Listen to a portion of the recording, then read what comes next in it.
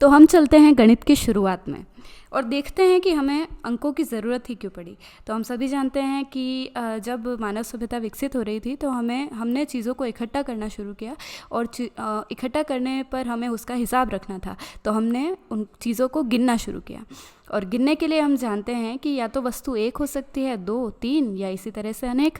तो हमने एक के लिए सिंबल लिया जो आज भी हम यूज़ करते हैं 1, 2 के लिए 2, 3 चीज़ों के लिए 3, और इसी तरह से हम जो आगे सिंबल्स पढ़ते हैं वो अनंत तक। अनंत मतलब आगे इन्फिनिटी तक गिनती ख़त्म नहीं हुई हमारी, 1 से लेके आगे जहाँ तक हम चीज़ों को गिनना चाहते थे हमने गिना और सिंबल्स बनाए। और इन नंबर्स को, शुरुआत के इन नंबर्स को हमने कहा नेचुरल नंबर्स, और इसको डिनोट किया कैपिटल N और इस तरीके से। आगे जब हमने नंबर सिस्टम के अंदर जो हमारा नेचुरल नंबर सिस्टम था 1 से इन्फिनिटी, उसके अंदर जब हमें ज़ीरो की ज़रूरत महसूस हुई तो हमने ज़ीरो को इन नेचुरल नंबर्स के सबसे आगे शुरुआत में जगह दी। और अब हमारे पास जो नंबर थे वो कुछ इस तरीके से थे 1, 0, 1, 2, 3 एंड अप टू इन्फिनिटी। और इन नंबर्स को हमने नाम दिया होल नंबर्स। अब तक हम नेचुरल नंबर्स में ज़ीरो और ऐड करके हमारे नए नंबर के कलेक्शन को होल नंबर्स कह रहे थे। आगे गणित के इतिहास में हमने कुछ नेगेटिव नंबर्स की भी ज़रूरत महसूस की और उन्हें भी हमारे कलेक्शन में जोड़ा। तो हम सभी जानते हैं कि नेगेटिव नंबर्स जो है वो ज़ीरो से छोटे होते हैं, तो उनको लेफ़्ट हैंड साइड में जगह मिली। और हमारा अब जो नया कलेक्शन था उसको हमने इंटीजर्स कहा, और जिसको हम Z से डिनोट करते हैं। और वो कुछ इस तरह से था -1, -2, -3 अप टू इन्फिनिटी, बीच में 0, इसके तरफ इस राइट हैंड साइड में सारे natural numbers 0, 1, 2, 3 up two plus infinity. अब जो हमारा नंबर्स का कलेक्शन था वो आप देख सकते हैं काफ़ी बड़ा हो चुका था, और जिसमें सारे जो है नेगेटिव इंटीजर्स हैं, पॉजिटिव इंटीजर्स हैं और ज़ीरो है। पर कहानी यहाँ ख़त्म नहीं हुई। हम सभी जानते हैं कि क्या नंबर्स इंटीजर्स की फॉर्म में ही होते हैं। हमने देखा है 1/2 भी तो एक संख्या है, 3/4, और इसी तरह से जो फ्रैक्शंस हैं वो भी नंबर्स ही हैं। तो हमने आगे चल के इन नंबर्स को भी हमारे नंबर सिस्टम के कलेक्शन में जगह दी। और हमने इनको नाम दिया रैशनल नंबर्स। और रैशनल नंबर्स की ख़ास बात ये है कि हम सभी रैशनल नंबर्स को P/Q की फॉर्म में लिख सकते हैं। हम उन नंबर्स को रैशनल नंबर्स कहते हैं जिन्हें हम P/Q की फॉर्म में लिख सकते हैं, जहाँ पर Q जो है वो ज़ीरो नहीं होना चाहिए। P ज़ीरो हो सकता है, Q ज़ीरो नहीं होना चाहिए। तो हम सभी देख सकते हैं कि जो ये एग्जाम्पल हमने लिए हैं 1/2, 3/4 और इसी तरह के जो भी नंबर्स जो बटे में लिखे जाते हैं, जो फ्रैक्शंस होते हैं, वो तो रैशनल नंबर में थे ही।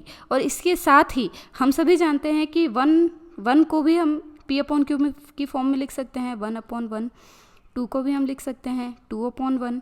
मतलब Q को अगर हम 1 ले लें तो सारे इंटीजर्स को हम रैशनल नंबर की फॉर्म में लिख सकते हैं। मतलब सारे इंटीजर्स और साथ में सारे वो नंबर्स जिनको P/Q की फॉर्म में लिखा जा सकता है, वे सभी नंबर्स रैशनल नंबर्स कहलाए। मतलब अब हमारा कलेक्शन और बड़ा हो चुका था, जिसे हमने रैशनल नंबर नाम दिया और जिसको हम डिनोट करते हैं Q से। कहानी को थोड़ी और आगे बढ़ाते हैं। अब क्या आप किसी एक ऐसे नंबर के बारे में सोच सकते हैं जिसको P/Q की फॉर्म में भी नहीं लिखा जा सकता? जी हाँ, बिल्कुल ऐसे नंबर्स भी होते हैं जिनको जो अभी तक हमने हमारे नंबर सिस्टम में इंक्लूड किए ही नहीं हैं। पर ऐसे इन्फाइनाइटली मैनी नंबर्स होते हैं जिनको P/Q की फॉर्म में, P/Q की फॉर्म में हम नहीं लिख सकते। और ऐसे नंबर्स के सेट को, ऐसे नंबर्स को हम कहते हैं इर्रेशनल नंबर। Irrational number. और ये जो इर्रेशनल नंबर हैं, क्या आप कोई ऐसा नंबर सोच सकते हैं? हम अभी देखते हैं। √2, √3, √5, √7 और जो सर्कल के अंदर हमने जिसकी बात की थी पाई, ये सारे जो नंबर्स हैं ये इर्रेशनल नंबर हैं।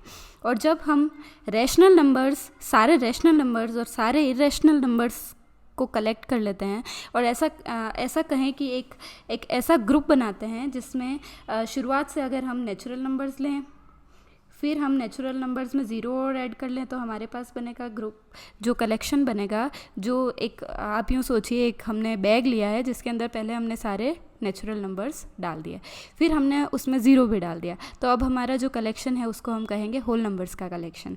उसके बाद अगर हमने उसमें सारे नेगेटिव नंबर्स को भी ऐड कर लिया, तो अब जो हमारे पास जो पूरा कलेक्शन बना है उसको हम कहेंगे इंटीजर्स, जिसको मैं z से डिनोट कर रही हूँ। अब अगर इसमें हम दूसरे फ्रैक्शन वाले नंबर भी डाल दें 1/2, 3/4 एट्सेट्रा, तो इसको हम कहेंगे रैशनल नंबर्स, क्यों। और एक अलग बैग है हमारे पास जिसमें ये जो दूसरे नंबर है √2, √3, √5, पाई, है ना, ये जो सारे नंबर है जिनको हम p/q के फॉर्म में नहीं लिख सकते, इनको भी अगर अब हम हमारे बैग के अंदर मिला लें और पूरा एक ऐसा कलेक्शन बनाए, तो ये जो कलेक्शन होगा इसको हम कहेंगे रियल नंबर्स का कलेक्शन। तो आइए अब हम आते हैं हमारी रियल नंबर लाइन पर। नाम से ही पता चल रहा है रियल नंबर लाइन है, मतलब ऐसी लाइन जिस पर सारे रियल नंबर मौजूद होंगे। तो अब तक हम रियल नंबर लाइन पर 0, +1 2 3, -1 2 3 या फिर रैशनल नंबर्स को प्लॉट कर रहे थे। और अब हम आगे 9th क्लास का जो फर्स्ट चैप्टर है नंबर सिस्टम, उसके अंदर इर्रेशनल नंबर्स को कैसे रियल नंबर लाइन पर प्लॉट किया जाता है वो देखेंगे। और एक बात मैं आपको बताना चाहूँगी कि इस रियल नंबर लाइन का हर एक यूनिक डॉट एक यूनिक नंबर को बताएगा। मतलब आप इस नंबर लाइन को कितना भी जूम इन कीजिए, आप इसको जितना जूम इन करेंगे नंबर्स ख़त्म नहीं होंगे, नंबर्स इनफाइनाइटली आगे बढ़ते ही जाएंगे। मतलब ये नंबर लाइन जो है वो इनफाइनाइटली मैनी नंबर्स को होल्ड करती है, रियल नंबर्स को, और इस नंबर लाइन पर मौजूद हर एक डॉट एक यूनिक नंबर को दर्शाता है।